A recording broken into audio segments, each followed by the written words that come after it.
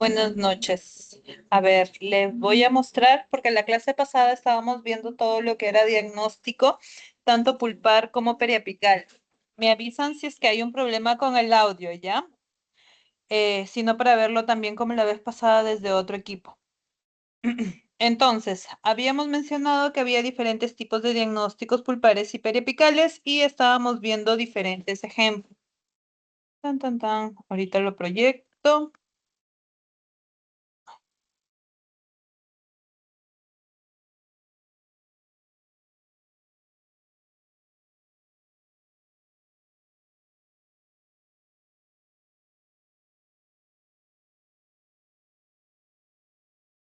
Ahí está.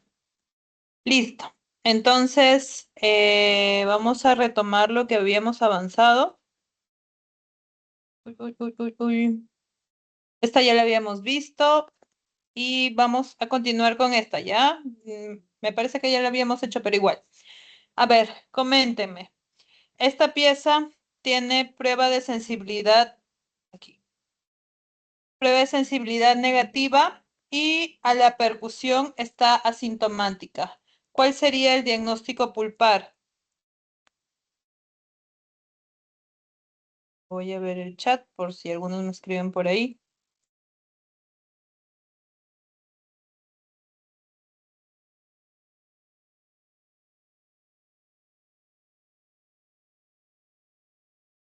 Chicos. Tan, tan, tan.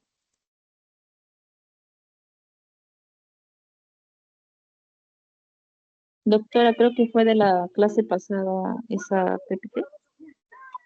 Sí, sí, esa ya la habíamos avanzado, por eso quiero más o menos para retomar desde ahí.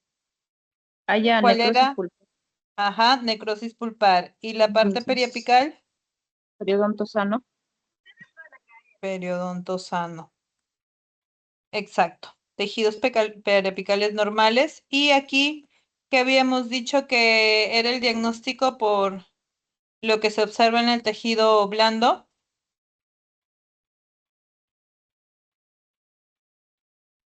¿Cuál era el diagnóstico pulpar y cuál era el diagnóstico periapical?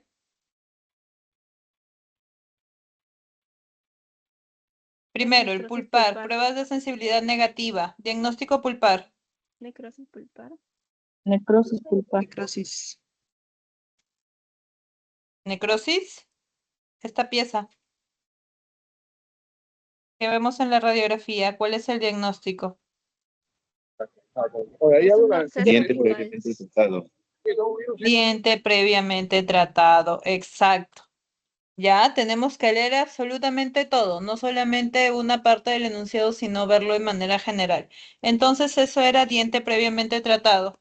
¿Y periapical?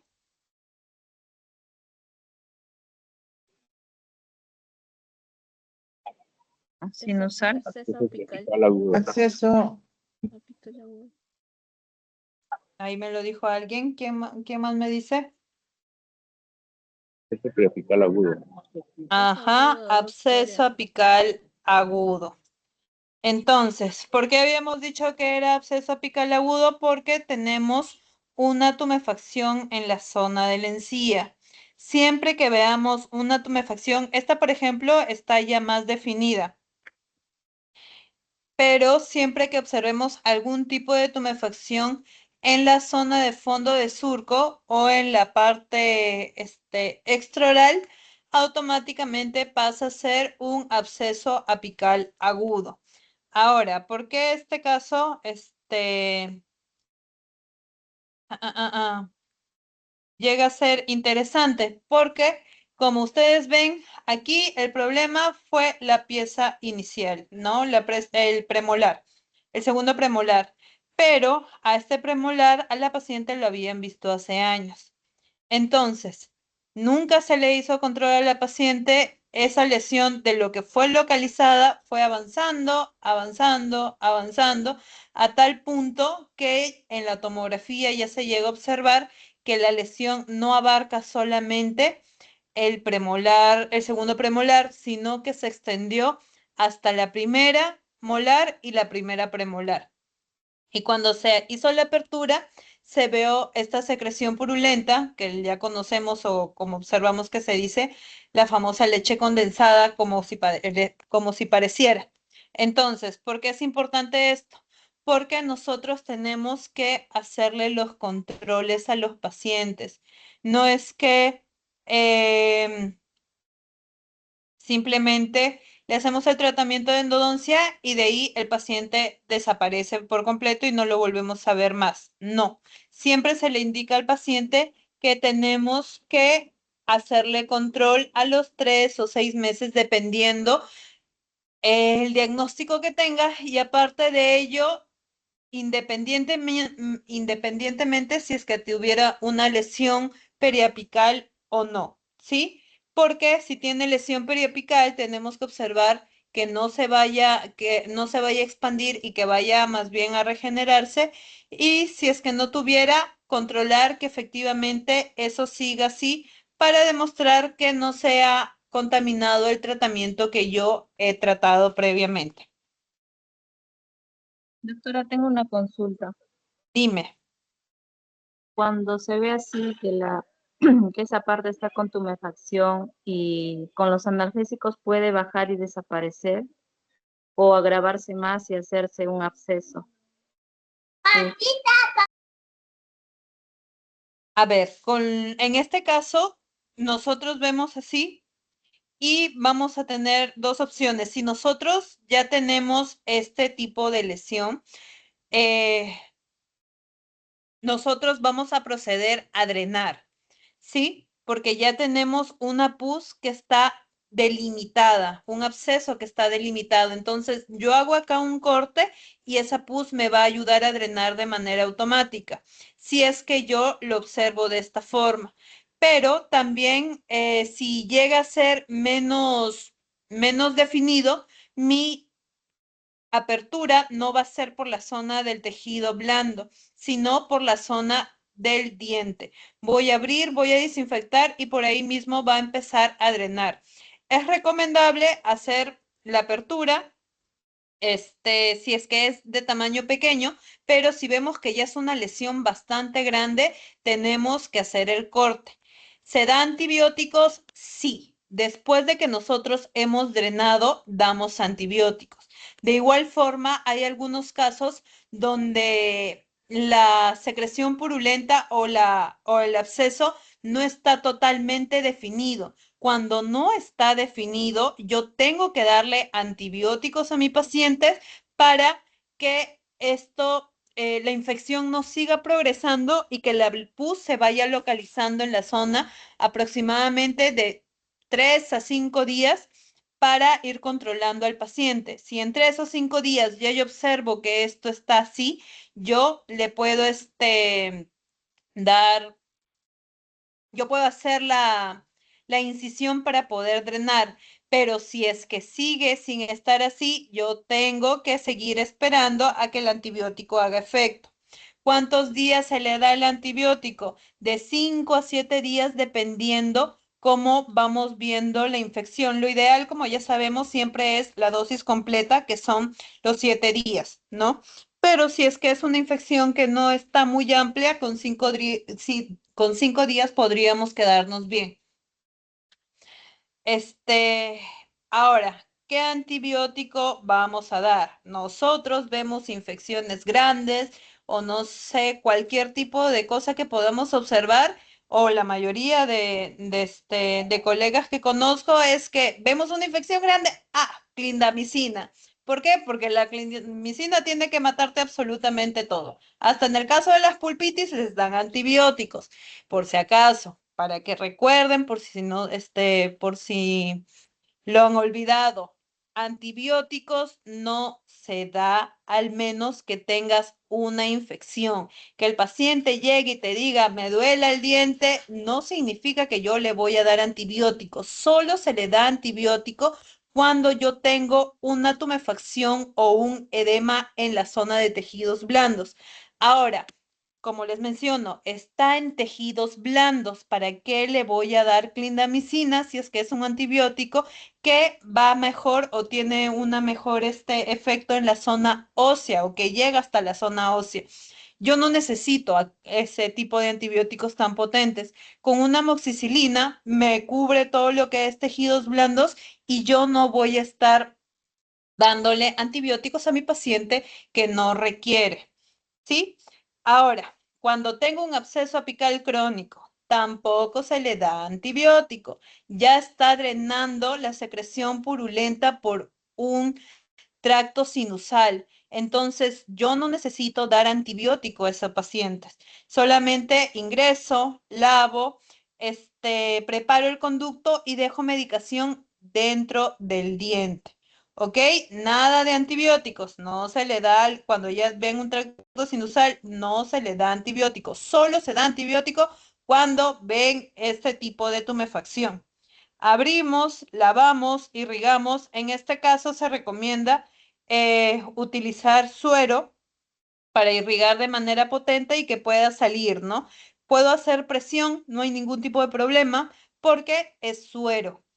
Después de que ya no me está drenando nada por el conducto o me drena poco, es que yo puedo hacer mi preparación biomecánica y ya puedo lavar con hipoclorito.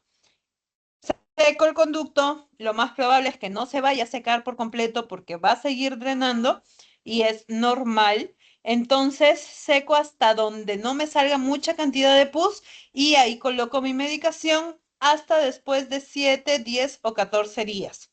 ¿Sí? ¿Se llegó a entender? Doctora, pero cuando hay un paciente que tiene absceso, o sea, preapical agudo, digo crónico o fístula, con los medicamentos desaparece o baja. No es que desaparece por completo, pero baja, ya no se ve la Ya, fístula. eso pasa aunque no le des antibiótico.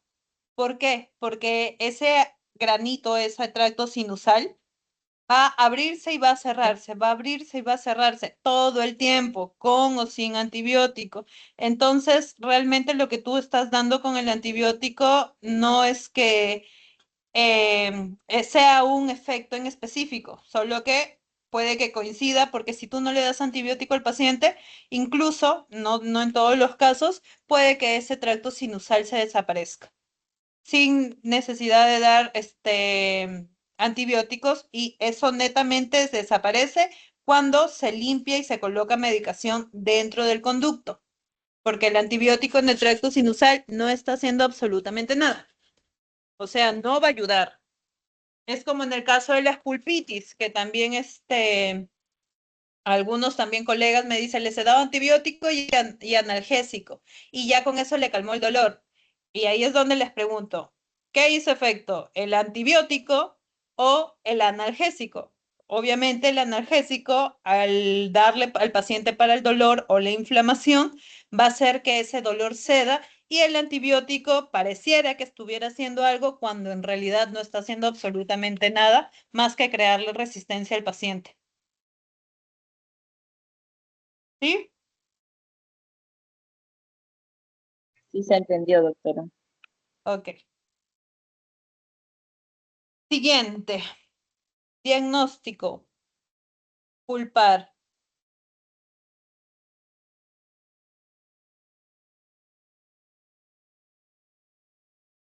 Diagnóstico pulpar de la radiografía que vimos. Diente tratado. Diente previamente tratado. Digo, Ajá. Y la prueba de percusión vertical sintomática. Diagnóstico periapical.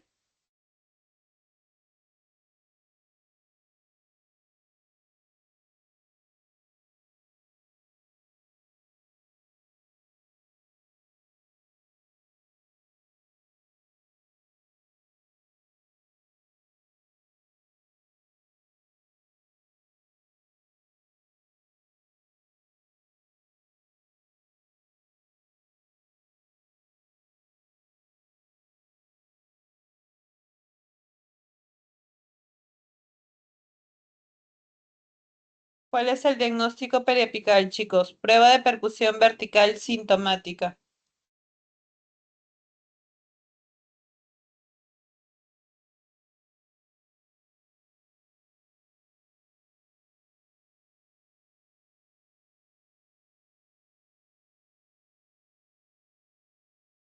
Periodontitis apical aguda. Periodontitis Sintomática. apical. ¿Qué más? Sintomática. Sintomática. Ajá, estaba cerquita. Ya, periodontitis apical sintomática. Recordemos que periodontitis tenemos periodontitis apical sintomática o asintomática. Y absceso tenemos absceso periapical crónico y agudo, ¿sí? No hay que confundirnos de términos porque es literal como si le cambiáramos el nombre totalmente al, al diagnóstico. Literalmente son diagnósticos que no existen. Acuérdense bien porque eso puede venir en el examen. Les puedo poner cualquier nombre mezclado y no vayan a pensar de que me equivoqué redactando, sino que es para que ustedes sepan realmente cuál es el diagnóstico correcto, ¿sí? Por lo tanto, aquí se va a hacer un retratamiento de conductos. Esta pieza, prueba de sensibilidad negativa, diagnóstico pulpar, Necrosis pulpar. necrosis pulpar. Prueba de percusión vertical asintomática y tiene un tracto sinusal. Diagnóstico periapical. Absceso apical crónico. Absceso apical crónico. Exacto, muy bien. Absceso apical crónico. Entonces, a este diente dejamos ¿qué tipo de medicación? Tratamiento para conducto. Tratamiento. No escuché muy bien, escucho como susurro. ¿Qué tipo de Tratamiento de medicación conducto. damos? Claro, una medicación dentro cuando hagamos el tratamiento de conductos, ¿sí? Ahora, el diagnóstico de la pieza que está con la flecha naranja. Prueba de sensibilidad negativa y prueba la percusión vertical. Asintomática. Diagnóstico pulpar. Necrosis pulpar. Necrosis pulpar. Diagnóstico periapical. Es absceso apical crónico. Absceso apical ¿Eh? crónico. Muy bien, está bien. Porque tiene el tracto sinusal, como se ve ahí que están las gutaperchas, ¿sí? Entonces el plan de tratamiento sería un tratamiento de conductos. Ahora, la otra pieza, diagnóstico pulpar. Diente previamente tratado. Diente previamente tratado. Diagnóstico periapical. Es absceso apical crónico. Absceso apical crónico. Por lo tanto, sería un retratamiento de conductos. Muy bien. Ahora, el mismo paciente, pero la otra hemiarcada. Prueba de sensibilidad negativa del dientecito que está... Bueno, sí, ambos tienen el mismo diagnóstico, me parece. Ya. Prueba de sensibilidad negativa. Tanto lo que ven en la radiografía como en la imagen. Diagnóstico pulpar. Necrosis pulpar. Necrosis pulpar. Y prueba de percusión vertical sintomática. Absceso apical crónico.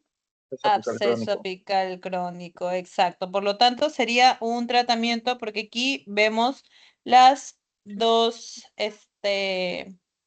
los dos tractos sinusales, que son diferentes a los de aquí, porque estos ya están más definidos, pero que están presentes. ¿Sí? ¿Todo en orden? ¿Alguna duda, alguna consulta sobre diagnóstico pulpar y periapical?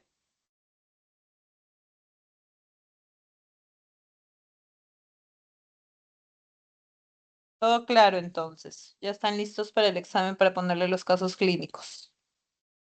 Ahora, Doctora, entonces, pero no vino casos clínicos en el examen. no, ese no, pues si todavía no, todavía no terminábamos el tema de diagnóstico, no podía colocarles. Yo estaba esperando y encontré. No, no, ahora sí, espérenlo mejor. Ya, a ver, vamos a hablar de lo que es la anestesia en endodoncia. Sí se llega a observar, ¿verdad? Sí, doctora. Sí, doctora. Ya, listo. Entonces, en lo que es la anestesia en endodoncia, nosotros tenemos que tener conocimiento sobre ello. ¿Por qué? Porque aproximadamente administramos más de 1.500 cartuchos de anestésicos local por año. Entonces, como es algo que nosotros utilizamos de manera cotidiana, tenemos que administrar el medicamento y debemos de estar bastante familiarizados con lo que hace el medicamento en el cuerpo, como lo que le hace el cuerpo al medicamento. ¿Sí? Ahora, es de relevancia clínica porque una anestesia correcta y cuidadosa previo al tratamiento endodóntico va a ser fundamental para proporcionar confort al paciente y tranquilidad profesional. Porque una cosa es que yo esté atendiendo a un paciente que a cada rato me esté diciendo au, au y se mueva y yo me estrese por eso, a otra en el que el paciente esté totalmente tranquilo, por lo tanto, yo voy a poder trabajar de una manera tranquila también. Entonces, ¿qué debemos de considerar? Siempre saber más que todo lo que es enfermedades o antecedentes del paciente, preguntarle si le han colocado le han colocado anestesia antes, ya sea dental o en alguna otra parte de su cuerpo, por ejemplo, si le han colocado algún tipo de sutura, lo más probable es que también le hayan colocado algún tipo de anestesia. Debemos hacer antisepsia de la región en la zona donde vamos a anestesiar, esperar el tiempo suficiente para una anestesia profunda. Si falla nuestra técnica convencional, usar alguna complementaria, es por eso es que debemos de saber todos los tipos de técnicas anestésicas que existan, ¿sí? Entonces, las piezas necróticas presentan fibras de tipo C. Muchas veces en las piezas necróticas hay ocasiones donde ni siquiera es necesario anestesiar, pero hay otras ocasiones donde todavía quedan fibras nerviosas que siguen teniendo dolor cuando estamos haciendo el tratamiento. También nos ayuda a evitar la molestia del clamp y se recomienda usar anestesia tópica más que todo en las anestesias infiltrativas para los pacientes que son temerosos, ¿no? Entonces, ¿qué es un anestésico? Va a ser un fármaco que va a inhibir de forma reversible la conducta nerviosa cuando lo aplicamos en zonas concretas del organismo.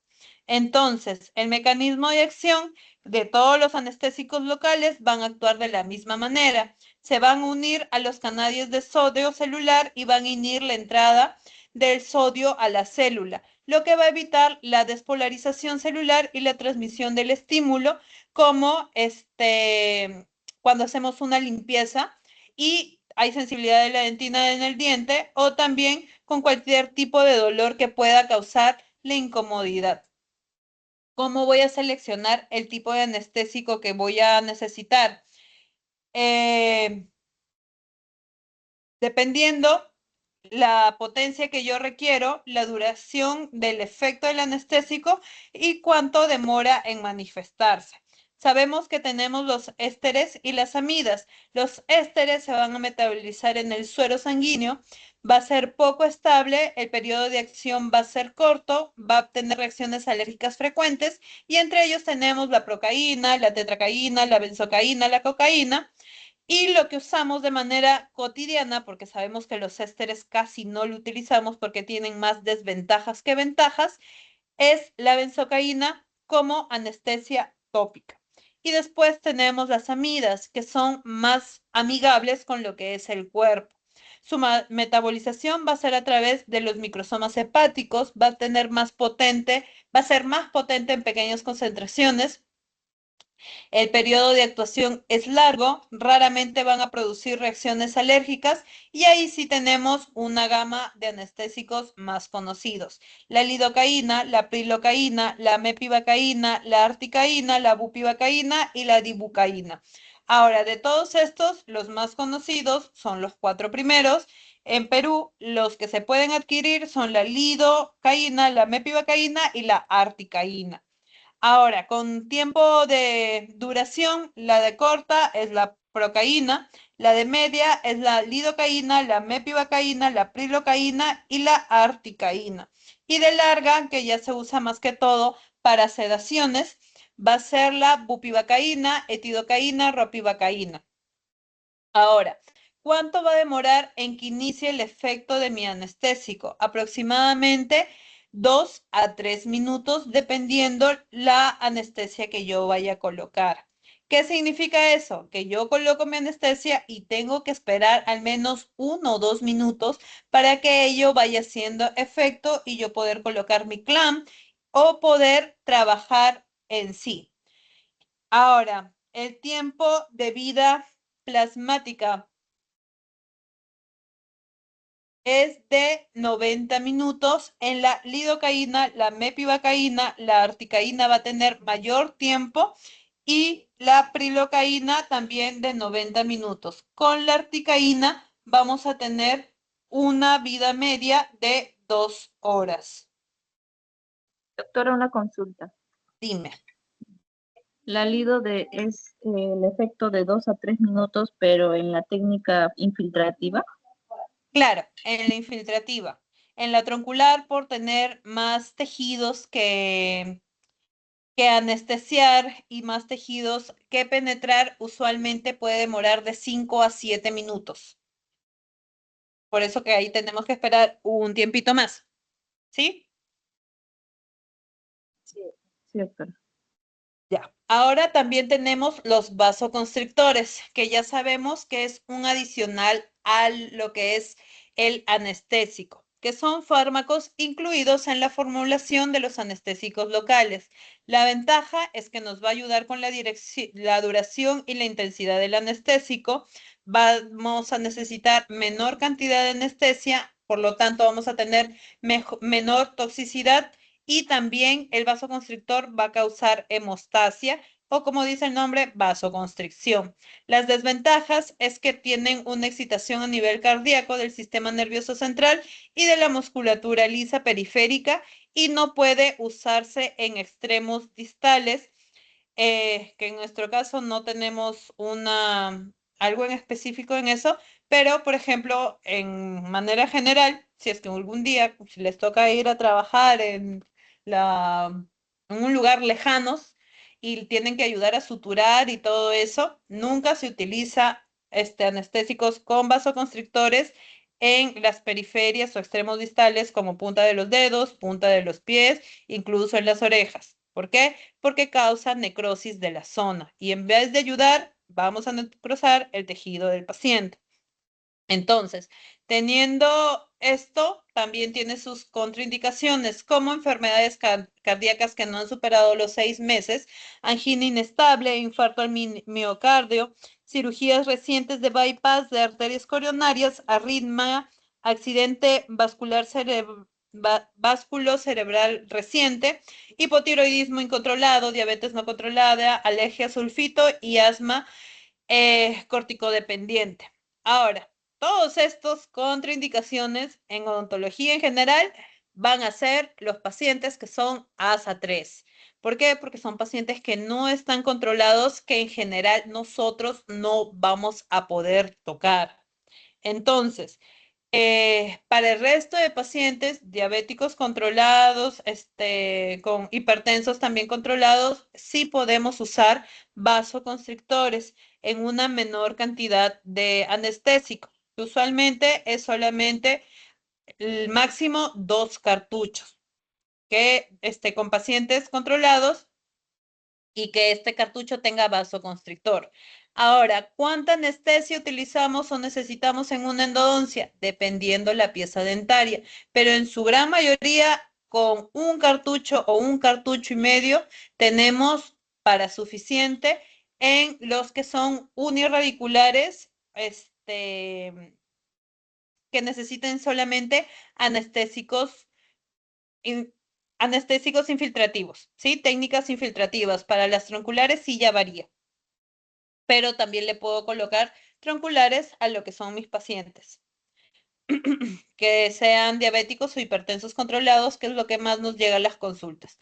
Ahora, con respecto a la dosis máxima y la dosis mínima, tenemos diferentes tipos sabemos que es con el peso del paciente, ¿sí? Entonces, tenemos la lidocaína, ¿dónde está? La lidocaína, que es 3 miligramos por kilo de peso.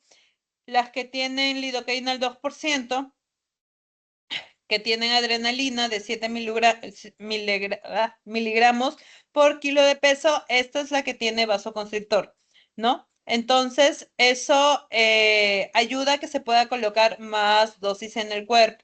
La mepivacaína, igual, vemos que la que sin vasoconstrictor es menor miligramos por kilo de peso, y la que es con vasoconstrictor se puede usar más de igual manera la articaína. Ahora, el promedio aproximado de cárpules o de cartuchos de anestésicos que yo puedo usar según Malamed en una persona que tiene aproximadamente 80 kilos es hasta 8 cartuchos.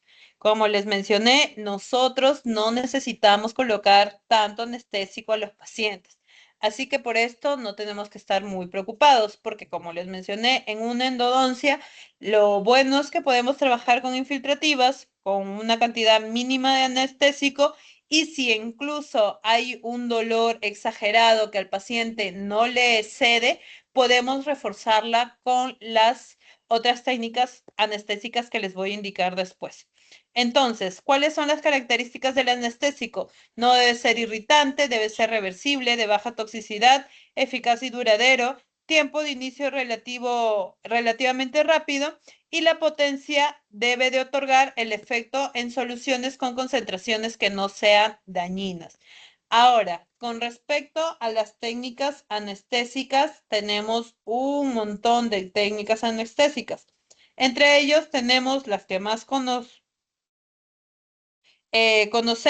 es la infiltrativa, la troncular, la intrapulpar, la intraligamentosa, la intraósea, la intraseptal y la electrónica. Ahora, con respecto a la técnica infiltrativa, es la más simple, la más segura y la más rápida. ¿Por qué? Porque nos van a anestesiar las áreas circunscritas limitadas a 1 o 2 dientes, y es la que más utilizamos. Un ratito.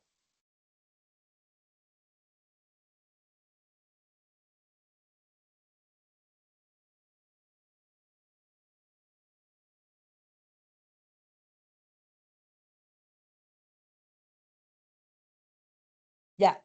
Entonces, ¿qué áreas va a anestesiar este tipo de anestesia? Va a anestesiar la pulpa, el área radicular del diente, el periósteo, el tejido conectivo y la membrana de la mucosa. Está contraindicada cuando hay una presencia de infección o inflamación aguda en el área de la inyección. O sea, ¿qué diagnóstico sería? Un absceso apical agudo. Cuando yo tengo un absceso apical agudo, no se recomienda colocar anestesia. Uno, porque va a causarle más dolor cuando yo estoy inyectando un líquido en una zona que ya está bastante edematizada. Entonces, yo puedo colocar otras técnicas anestésicas, por ejemplo, una técnica troncular, porque la troncular se va a ir de una sección quizás más posterior o fuera de la zona de punción donde está el absceso, e incluso muchas veces por la misma presión que tiene el tejido, y al ser un tejido bastante delgado ya por por el mismo edema que tiene, con colocar una anestesia tópica bien ejecutada, claramente está en la zona donde yo quiero hacer la pequeña incisión, se puede realizar sin necesidad de colocar una anestesia infiltrativa. Ahora, ¿cómo va a ser la técnica? Primero, antisepsia. Vamos a limpiar la zona con clorexidina. Posterior a eso, voy a colocar mi anestesia tópica, y después vamos a observar o colocar nuestra inyección con el bisel hacia dirección del hueso. ¿Para qué? Para que la anestesia vaya y penetre hacia esa zona. Entonces, vamos a direccionarla hasta fondo de surco, a la altura del ápice del diente, y vamos a anestesiar. ¿Por qué dice a la altura del ápice del diente? Porque la altura de mis incisivos va a ser total diferente a la del canino, totalmente diferente a las premolares y molares. En los incisivos voy a tener que ingresar, usualmente se recomienda 5 milímetros a fondo de surco para que abarque, pero en el caso de los caninos puede que yo necesite profundizar un poco más, ya que los caninos, como sabemos, tienen la raíz mucho más largas. En el caso de las molares, yo puedo inyectar, pero puede que ya tenga algún tipo de limitante por la misma estructura ósea que puedo tener en esa zona. ¿Sí? Entonces aspiramos, dejamos un tercio del cartucho durante 20 segundos, o si me quiero asegurar, dependiendo del diagnóstico que tenga el paciente, puedo dejar medio cartucho o 3/4 de cartucho. Esperamos 2 a 3 minutos, como les indiqué al inicio, y después podemos hacer el tratamiento de endodoncia.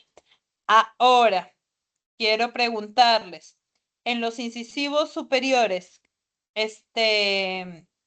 superiores e inferiores, ¿qué tipo de anestesia debo de utilizar? ¿Solamente por vestibular o también por lingual o palatino o por lingual y... No, le he dicho lo mismo, solo por vestibular o por lingual o vestibular, y palatino, o simplemente con una vestibular sería suficiente?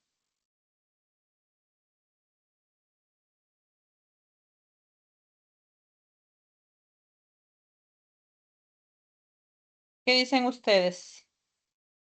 ¿Solamente necesito anestesiar vestibular o también vestibular palatino, vestibular lingual?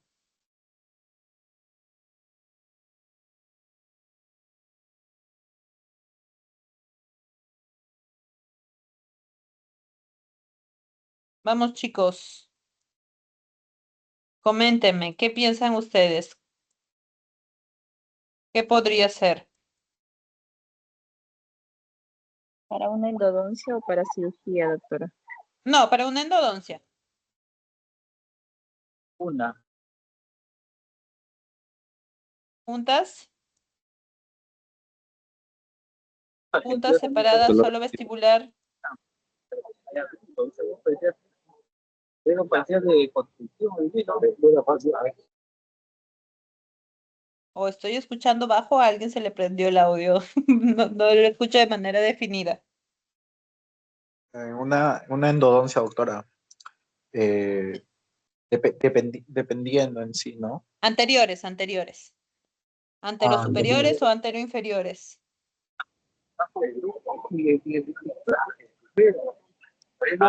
Doctora, sería solo vestibular porque vamos a necesitar el nervio. En efecto, solamente necesitamos anestesiar vestibular. Agradecido el paciente porque palatino es la zona donde más fastidia que la anestesia. Entonces, para anestesiar netamente la pulpa, solo necesitamos anestesiar en vestibular en los dientes anterosuperiores o anteroinferiores. Otra cosa es el clam. Que el clam vaya a fastidiar, sí. Que podemos colocar, por ejemplo, solamente en la papila, que es donde se sujeta el clam, también. Entonces, ¿cómo podría yo ayudar al paciente para no tener que meterle una inyección por palatino? Anestesio vestibular, cuando ya está anestesiado vestibular, anestesio la papila por la zona vestibular del diente que voy a trabajar, ejerzo presión para que el anestésico vaya o fluya hasta la zona palatino y no necesito estar pinchándole en palatino. ¿Sí? Entonces, eso podría ayudar y alivianar bastante al paciente. En el caso de molares inferiores, cambia totalmente la situación porque ya sabemos que si anestesiamos por vestibular, ni cosquillas le va a hacer a nuestro diente. Tenemos que ahí hacer otro tipo de técnica que es la troncular. Y en el caso de las superiores, molares superiores, sí vamos a tener que anestesiar en la zona palatina. ¿Por qué? Porque la raíz palatina no es inervada por el nervio alveolar superior posterior, sino por el palatino mayor. Por ello es que necesito colocar de todas maneras mi anestesia por palatino, ¿sí? Ahora, con respecto a la técnica troncular, puede ser empleadas cuando la técnica infiltrativa llega a ser ineficaz. Es mayormente usado en molares inferiores, en áreas infectadas o inflamadas donde no se puede colocar anestesia infiltrativa. Ahora, con respecto a las técnicas del bloqueo nervioso en maxilar superior, tenemos el infraorbitario, el nervio alveolar superior medio, el nervio alveolar superior posterior y anterior. En lo que es el bloqueo de nervios del maxilar superior, vamos a tener solamente como que abarca el infraorbitario, y cuando colocamos o cuando queremos anestesiar el nervio alveolar superior posterior, porque eso nos va a abarcar y ayudar cuando queremos anestesiar netamente o de una manera más específica los molares. En lo que es el medio y anterior, prácticamente es infiltrativa, ¿sí? Y en la mandíbula sí tenemos la técnica troncular directa o indirecta, la Go-Gate, la anquilosis, el mentoniano, el incisivo. Siguiente. Ahora, con la descripción de la técnica del maxilar alveolar superior, vamos a hacer igual la antisepsia, vamos a colocar anestesia tópica y posterior a eso, la anestesia tópica debe, tenemos que esperar, ¿no? Aproximadamente de 3 a 5 minutos para que haga efecto. Vamos a colocar el bisel de la aguja en dirección hacia el hueso, vamos a colocar la inserción a fondo de surco a la altura de las segundas molares superiores, vamos a insertar aguja a nivel ascendente, posterior e interna a 45 grados. Entonces es como si quisiéramos llevarlo del malar más atrás. Aspiramos y dejamos medio cartucho o un cartucho durante 30 segundos. Ahora, ¿cuánto tiempo debo demorarme yo colocando cualquier cartucho de anestesia, ya sea infiltrativa, ya sea troncular? No es ingresar y presionar a la de Dios. Es ingresar e ir administrando la anestesia de una manera lenta. Un cartucho debemos de administrarlo en aproximadamente 1 minuto. ¿Para qué? Para que nuestro anestésico se se expanda mucho más allá y que no duela. Porque al paciente, si tú le inyectas y presionas en una sola zona, le vas a causar mayor dolor de que colocarlo de una manera más despacio, ¿sí? Doctora, y la anestesia es fría, ¿no? Por eso dice que se tiene que calentar a veces, porque Sí, ajá. Lo que le duele más al paciente no es la aguja en la mayoría de los casos, es el líquido. ¿Por qué? Porque el líquido está a otra temperatura del cuerpo. Entonces, cuando los inyectamos, si inyectamos de golpe, ingresamos el líquido de golpe y qué fastidia. Y por eso se recomienda calentarla con, bueno, con cualquier medio, pero la mayoría lo hace frotando el cartucho de anestesia en las manos para más o menos nivelar un poco la temperatura con las del cuerpo.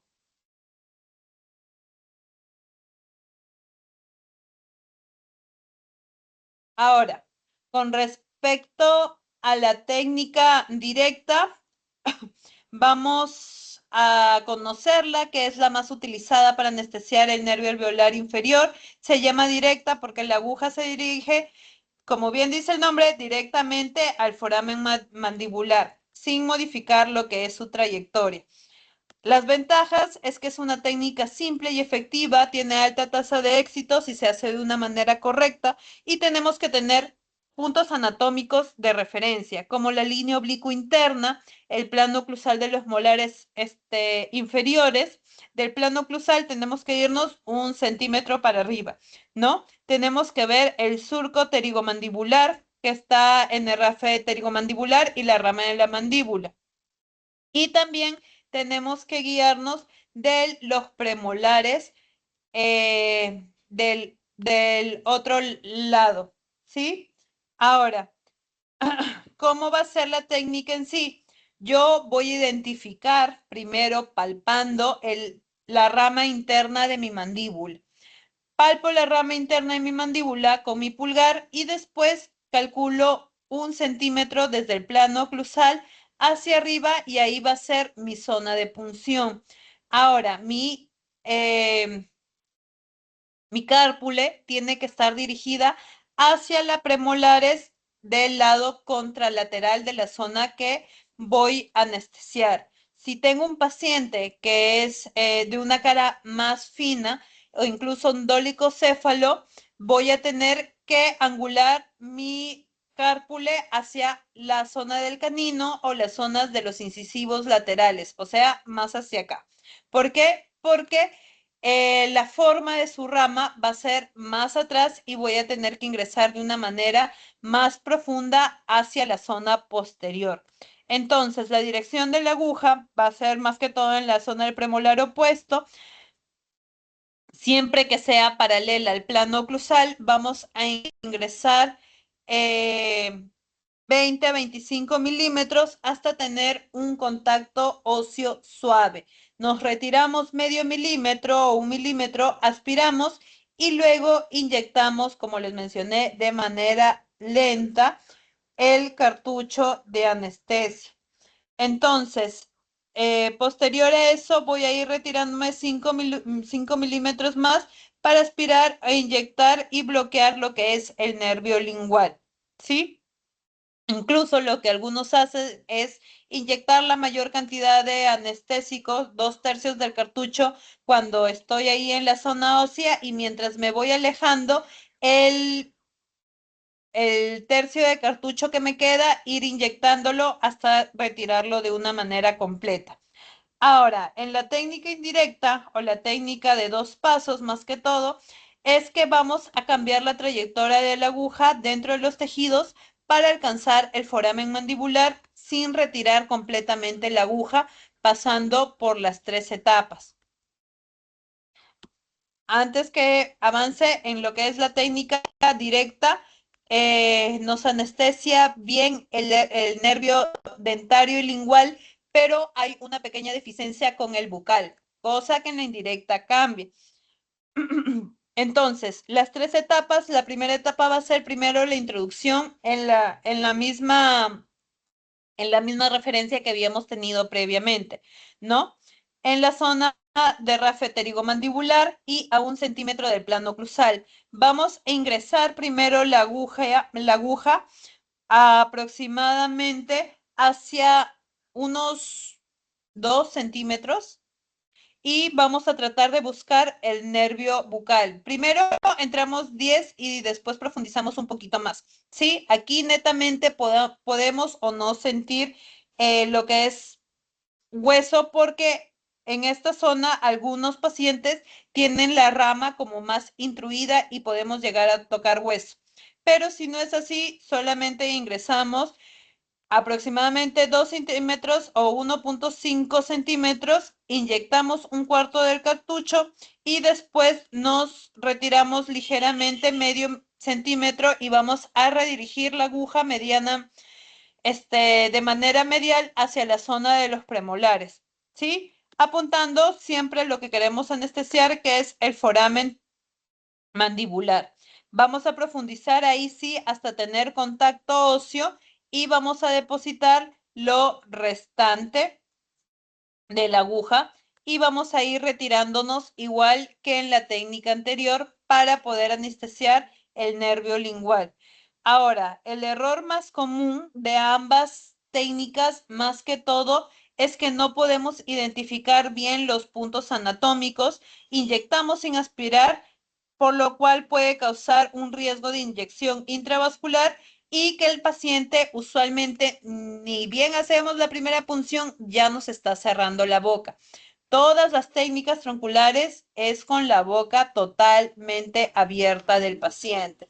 Ahora, si se les complica la parte anatómica, hay una técnica que en lo personal a mí me parece más sencilla y que abarca o me da mejores resultados que la técnica directa, que es la Go Gaze. Esta técnica es también una técnica troncular que busca bloquear todo el nervio mandibular en su totalidad. y que es ideal cuando se necesita anestesiar más zona de la mandíbula, ¿no? O cuando nos falla lo que es nuestra técnica directa o indirecta. Ahora, ¿cuál es la ventaja? Hay una mayor tasa de éxito de que nos vaya a funcionar la técnica, hasta un 95%. Hay menor riesgo de aspiración, abarca una anestesia más extensa y tiene menor necesidad de refuerzos adicionales. Ahora, los puntos anatómicos que vamos a considerar, como ven aquí, es que una mano tiene que ir al tragus del oído y la otra a la comisura labial, ¿sí? Formando este ángulo que observamos acá, para poder direccionar más que todo la aguja. ¿Hacia dónde se tiene que ir mi aguja? Hacia la zona del tragus o hacia la zona donde está mi dedo, ¿sí? Y después vamos a observar la cúspide mesiovestibular del segundo molar superior. Entonces, ahí vamos a poder ingresar tratando de llevarlo hacia la zona del cóndilo. Por eso es que mi aguja tiene que seguir la zona de la mano de referencia que yo tengo en el tragus. Entonces, esta técnica se hace con el paciente semisentado, reclinado con la boca bien abierta. ¿Para qué? Para que el cóndilo se cambie de posición y se vaya más adelante y la zona del nervio del B3 esté más expuesta. Si somos diestros, nos vamos a colocar frente al paciente o del lado derecho y vamos a inyectar en la mucosa bucal justo a nivel del cuello del cóndilo, que llega a ser a la altura de la cúspide mesiovestibular de mi segundo molar superior. Ahora, la cárpula vaciar va a estar hacia el lado opuesto y vamos a ingresar hasta el cuello del cóndilo. Más o menos, ¿cuánto vamos a ingresar? 25 milímetros, pero puede variar según el paciente. Contactamos hueso, aspiramos, siempre aspiramos, aunque el riesgo de punción intravascular en este caso sea bajo, pero siempre aspiramos. Si es que llegamos a tener algún tipo de aspiración positiva con la sangre, lo que hago de manera inmediata es retirarme unos 2, 3 milímetros o incluso 5 milímetros, redireccionar mi aguja también unos 2 a 5 milímetros y volver a ingresar y colocar, a volver a aspirar y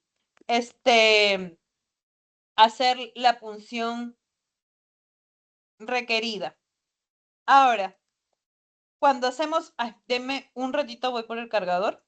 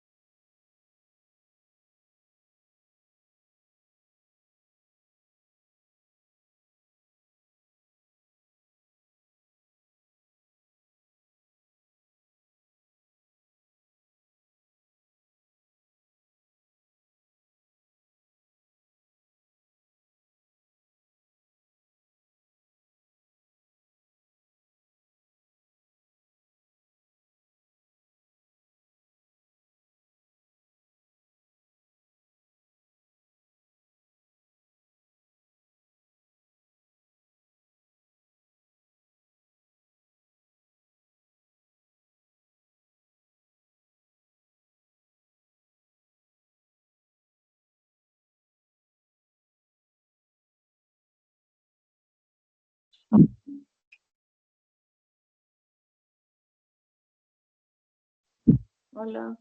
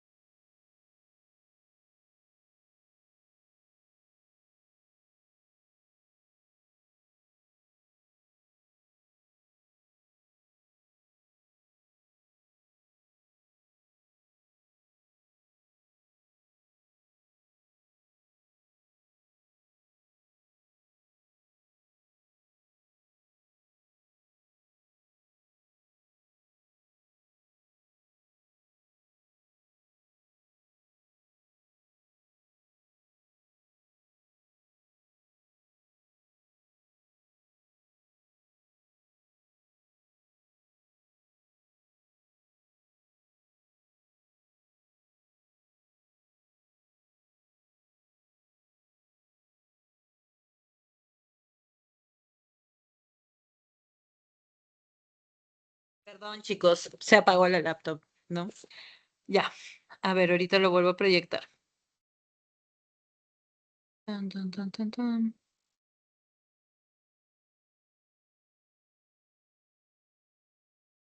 Caramba.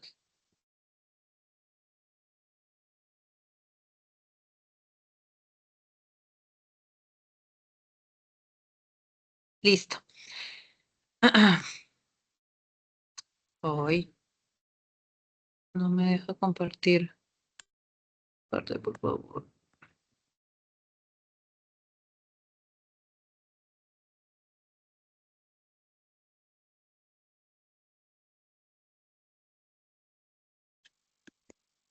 Ya, ahora sí.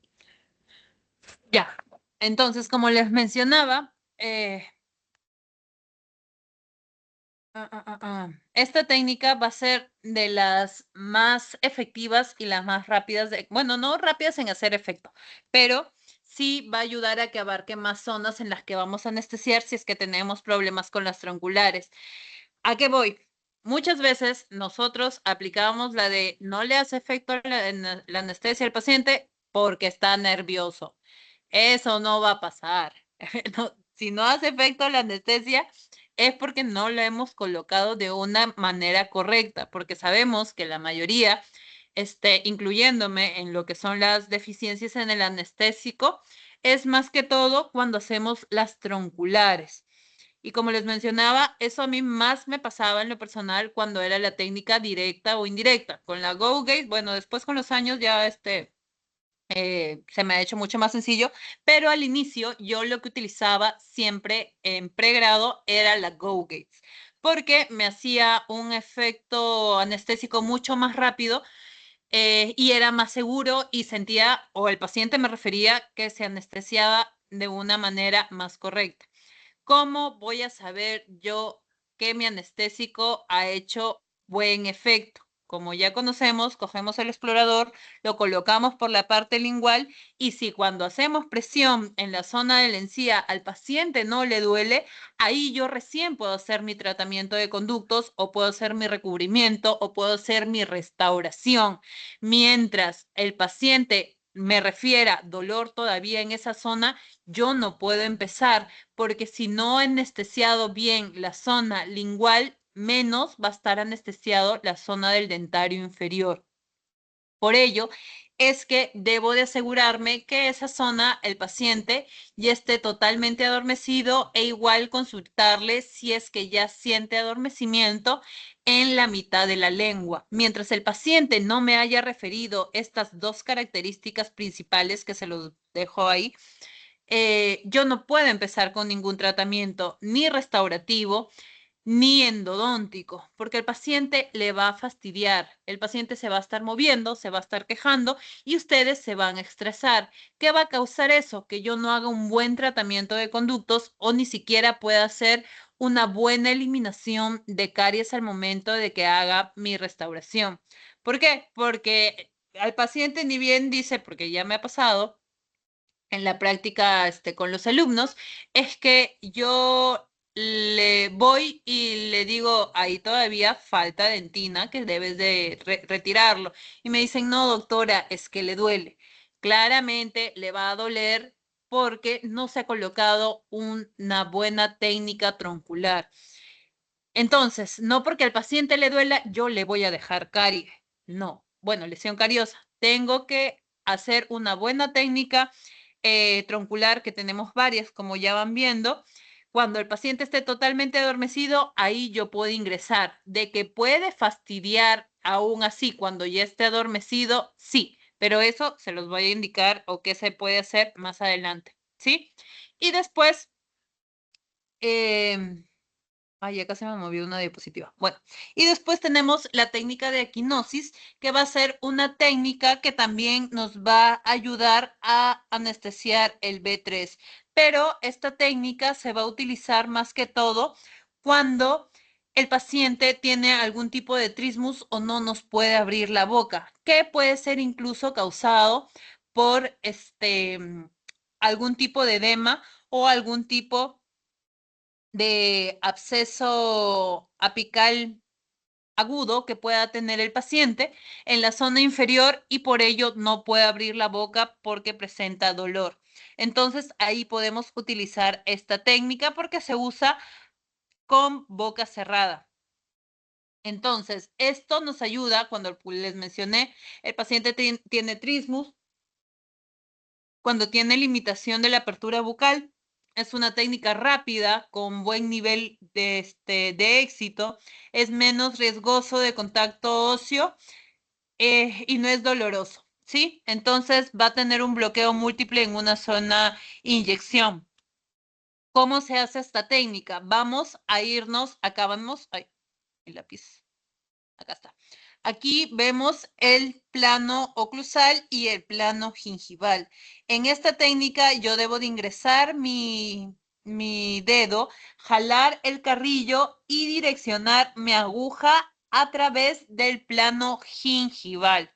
Entonces vamos a introducir la mucosa de forma paralela hacia la zona ósea de mi alvéolo y vamos a ingresar aproximadamente 2.5 milímetros a 2.5 centímetros, perdón, a 3 centímetros. Solo lo que es tejido blando. Nunca voy a sentir en este tipo de anestesia tejido óseo. Después de ingresar hasta esa zona, que si tengo alguna duda, puedo colocar un tope de goma de los que utilizamos en endodoncia y colocar la medida para saber exactamente cuánto tengo que ingresar. Ingreso, aspiro y deposito mi anestésico, ¿sí? Ahora, en lo que es la troncular mentoniana, también es una técnica sencilla que lo podemos utilizar más que todo cuando vamos a hacer endodoncias de premolares. Se puede usar la infiltrativa, se puede usar la mentoniana. La troncular mentoniana no va a haber mucha diferencia más que todo en lo que es la profundidad de la inyección. Entonces, esto nos va a bloquear la rama terminal del nervio alveolar inferior y el nervio mentoniano porque va a emerger por el foramen mentoniano. ¿Qué tipo de anestesia vamos a utilizar o qué vamos a anestesiar? Los tejidos blandos, la piel de mentón, la encía vestibular de los premolares e incisivos. No anestesia en sí la zona, como ya saben, por la zona vestibular, la zona de los dientes, y es más que todo cuando hay algún tipo de cirugía o suturas en el labio inferior o mentón, o cuando queremos hacer algún tipo de biopsia en tejidos o procedimientos de tejidos blandos, ¿no?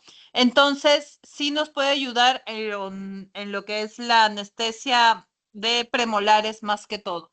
Y en la zona de incisivos, como tenemos mayor trabeculado en la zona anterior, con una infiltrativa nos va a ser más que suficiente. Entonces, ¿dónde vamos a encontrar ese foramen mentoniano? Vamos a ubicarnos más o menos a través del primero y segundo premolar, porque este foramen puede variar, puede estar más adelante, puede estar en el ápice del premolar o en el ápice del segundo premolar, pero la mayoría de veces está en medio de ambos. ¿Sí? ¿Cómo podemos ubicarlo más o menos antes de hacer nuestra técnica de anestesia? Con una radiografía. Tomamos la radiografía y podemos observar de una manera más sencilla dónde está ese agujero mentoniano porque se llega a observar en la radiografía y con eso tenemos un parámetro para poder colocar mi anestesia. Entonces, vamos a ingresar más que todo en el surco mucolabial y vamos a hacer un poco más de profundidad en la inyección del anestésico, aproximadamente de 8 milímetros. Aspiramos y empezamos a inyectar y empieza a hacer efecto en 1 o 2 minutos. El error más común es que no lo coloquemos en la zona del foramen porque, como les mencioné, puede variar la ubicación. Ahora, ya tenemos la infiltrativa, la troncular, vamos por la intrapulpar, que también es uno de los anestésicos más conocidos. Doctora, Dime. ¿será lo mismo infiltrar en niños y en adultos? ¿O es otro tipo de técnica? Porque a veces no agarro No, en la la anestesia. troncular es diferente en niños porque la altura de su rama mandibular todavía no se ha desarrollado. Ahí no es no es un centímetro sobre el plano oclusal, sino en el mismo plano oclusal. Y con la infiltrativa, sí, es la misma. No, no hay una alteración. Lo mismo que se profundiza es aproximadamente 5 milímetros para la infiltrativa y poder anestesiar las zonas de sus raíces apicales. Igual la pulpa y la modificación no hay modificación en los nervios, así que se utiliza el mismo tipo de técnica anestésica, solamente cambia la troncular.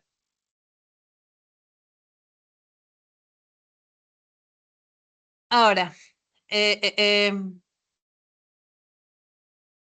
con respecto a la troncular, va a ser un depósito directo al anestésico en la cavidad pulpar, va a ser muy eficaz para la extirpación pulpar y la instrumentación cuando las otras técnicas anestésicas fracasan. Va a ser eficaz con poco volumen y va a ser de acción inmediata.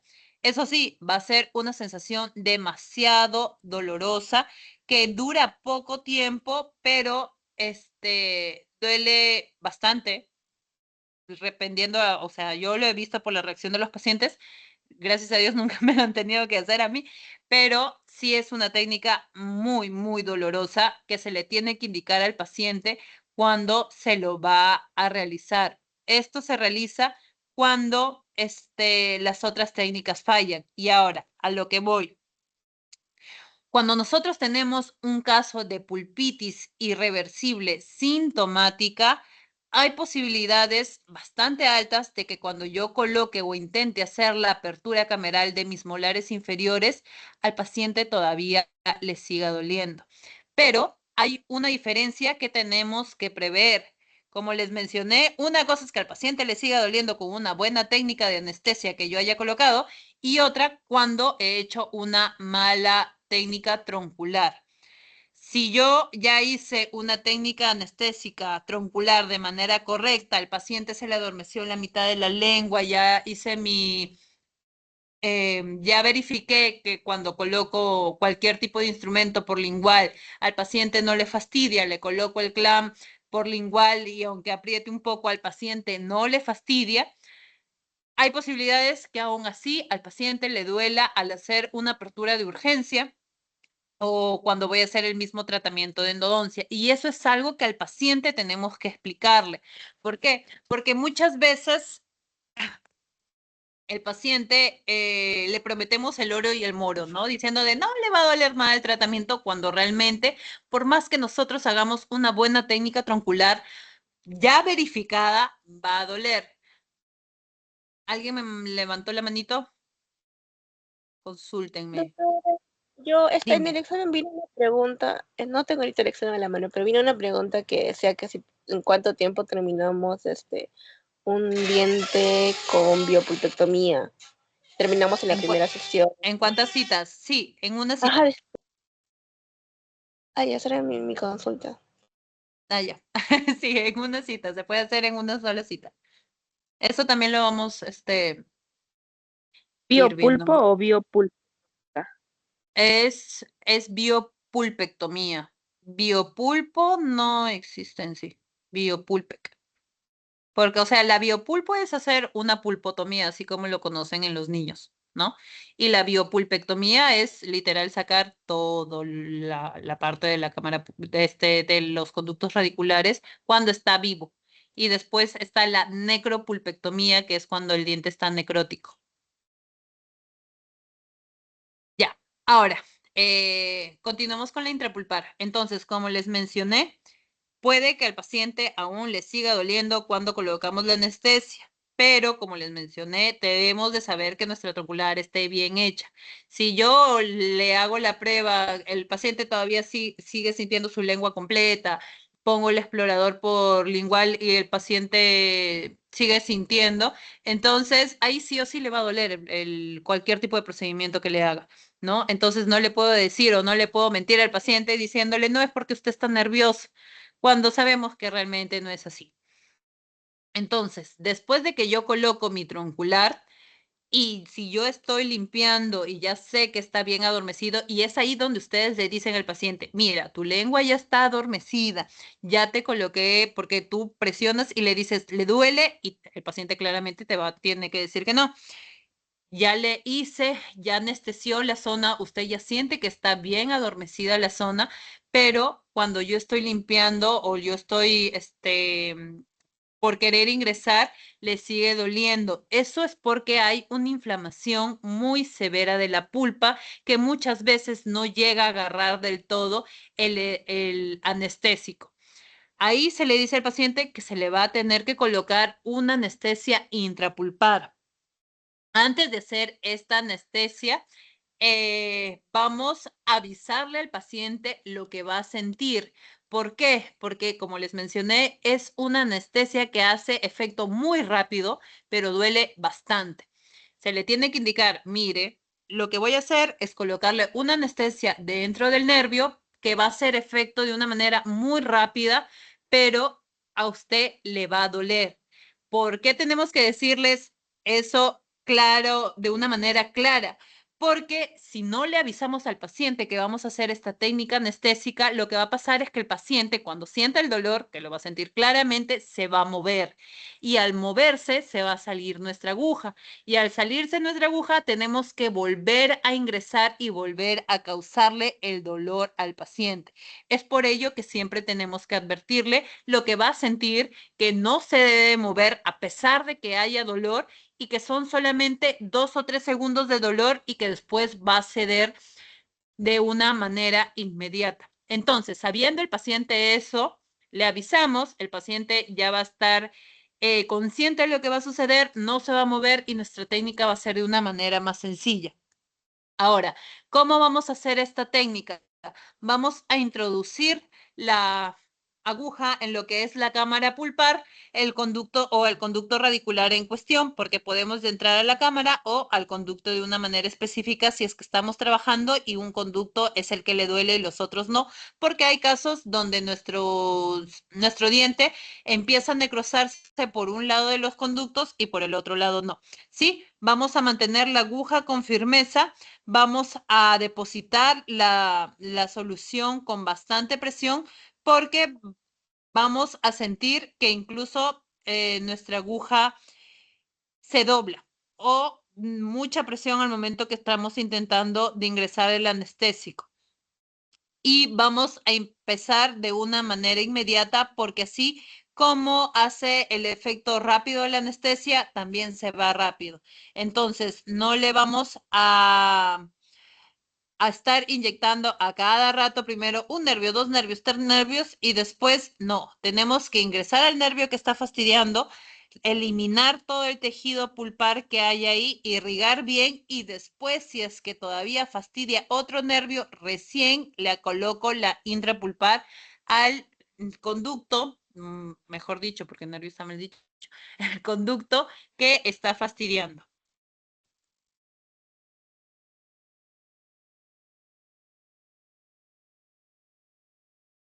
Entonces, ya tenemos la infiltrativa, la troncular, la intrapulpar, la intraligamentosa. Vamos por la intraligamentosa. Es una anestesia bastante rápida.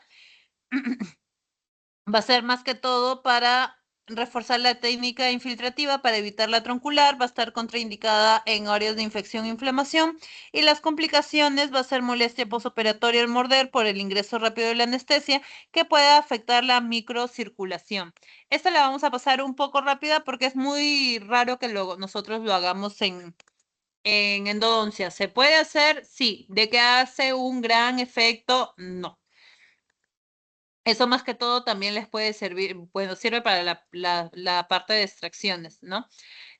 Va a ser se va a realizar el bisel hacia la aguja en dirección hacia la raíz, en mesialo distal de la pieza a tratar. Podemos ir por vestibular y palatino de ser necesario. Vamos a doblar la aguja también si es necesario para tener un mejor ingreso. Vamos a ingresar hacia la zona apical. Vamos a depositar la anestesia y vamos a esperar 30 segundos. Después tenemos la intraósea que va a conducir directamente el anestésico hacia la zona periapical de los dientes a anestesiar. Esta es un tipo de anestésico bastante rápido, bastante eficaz. Va a tener una acción inmediata porque va a anestesiar la superficie de la mucosa, pero para eso se necesita un equipo que se llama el Quip Sleeper, que va a perforar el hueso para poder llegar hacia la zona del anestésico. Después tenemos la intraseptal, que es más que todo cuando anestesiamos huesos y el tejido blando por encima. Para esto no se necesita ningún tipo de anestésico, de equipo en específico.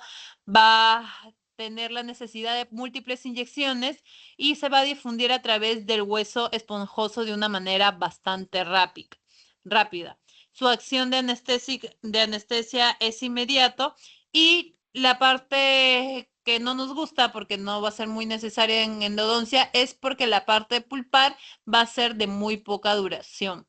Ahora, este tipo de anestesia se va a colocar el centro de punción en el centro de la papila interdental adyacente a la pieza de tratar. El bisel va a ser hacia el ápice a 45 grados del eje del diente. Vamos a insertar unas gotas más que todo en el tejido blando hasta contactar hueso. Se deposita 0.2 a 0.4 milímetros por 20 segundos. Observamos isquemia y resistencia y nos retiramos. Y después está la electrónica, que es lo más actual que se realiza y nos puede servir para cualquier tipo de anestésico, menos la intraósea que vayamos a utilizar, ¿no? Entonces, este equipo nos va a ayudar a controlar por una computadora lo que es la cantidad del anestésico, el tiempo y volumen por minuto. El anestésico se va a aplicar solo en el interior de los maxilares y no en el tejido muscular. Ahora, esto nos ayuda más que todo a que el paciente le fastidie menos cuando nosotros estemos colocando la inyección o la punción. Después de que haya algún efecto en específico, no. ¿Por qué? Porque la única diferencia que va a hacer es la presión que nosotros utilizamos con nuestro dedo en la cárpula a que esto sea de una manera automática. Nosotros igual vamos a tener que dirigir la aguja, profundizar la aguja y todo. Solamente va a ser que el anestésico vaya de una manera inyectándose mucho más controlada. Esto es bastante ideal en pacientes que son ansiosos, miedosos o también pacientes pediátricos, porque hace que la inyección, que como les mencioné, el líquido es lo que más fastidia, sea de una manera mucho más tolerable. Ahora, con respecto a esto, se vio más que todo, como les mencioné, en el caso de pulpitis irreversible, que es la más dolorosa, incluso cuando colocamos una buena técnica troncular, sigue fastidiando, ¿no? Entonces, hay diferentes estudios que han visto esto y que refieren que sienten que hay una mayor técnica anestésica o que abarca más cuando se le coloca articaína al 4% que lidocaína al 2%, ¿no? En el caso de tratamientos quirúrgicos o tratamientos radiculares en lo que es la parte de apicectomías, la lidocaína mostró una mejor tasa de éxito que la prilocaína, que como les mencioné acá es muy difícil de adquirir o casi no se adquiere.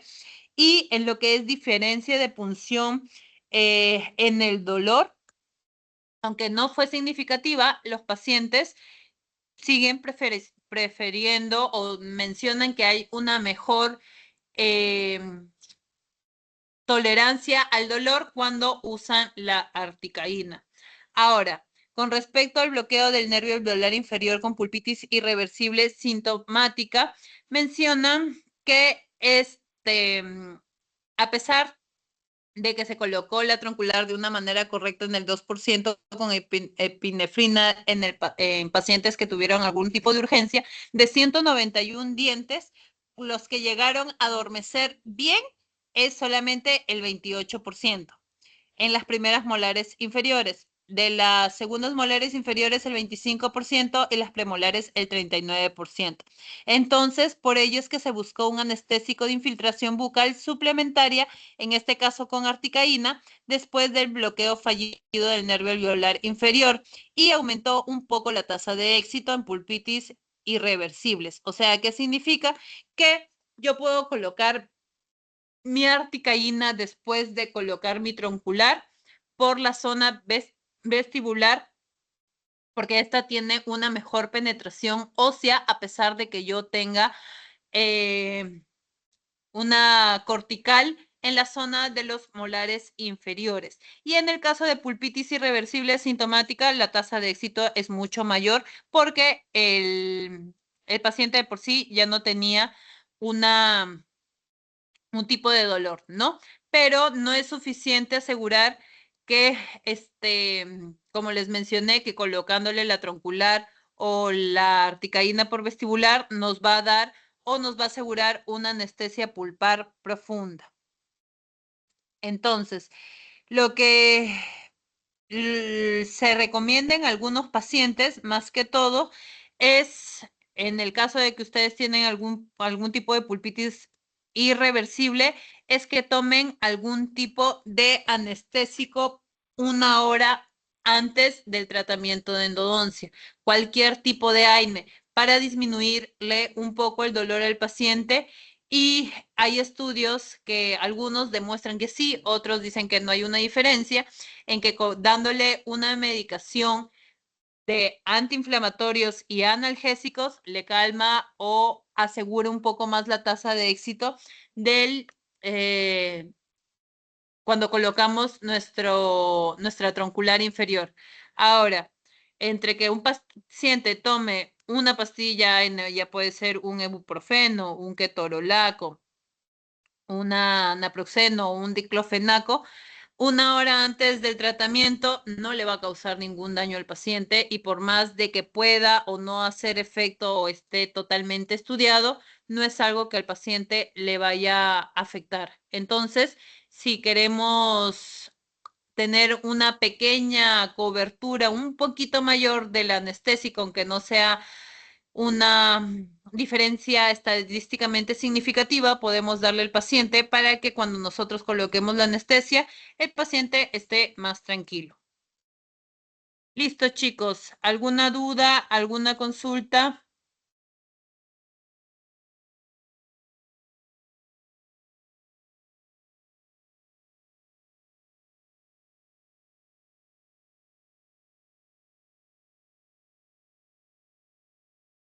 ¿Alguna duda, chicos? ¿Todo en orden?